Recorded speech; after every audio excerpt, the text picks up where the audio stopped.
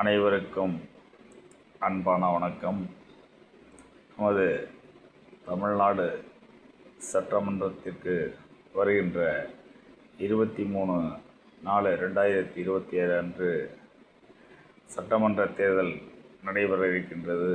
எனவே நமது கடமையை, நமது உரிமையை அனைவரும் வாக்குச்சாவடிக்கு சென்று தங்களுடைய வாக்குகளை பதிவு செய்யுமாறு உங்கள் அனைவரையும் அன்புடன் கேட்டுக்கொள்கின்றேன். மறந்து விடாதீர்கள். அவர்களுக்கு விருப்பமான சின்னங்களிலே அவர்களுடைய உரிமையை செலுத்துவது நமது கடமை. அரசியலுக்கு அப்பாற்பட்டு தங்களுடைய கடமையை ஒவ்வொருவரும் செய்ய வேண்டும். நினைவில் வைத்துக் கொள்ளுங்கள்.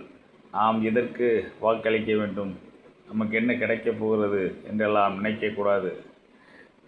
காசுக்காக நாம் விளைபோகக்கூடாது.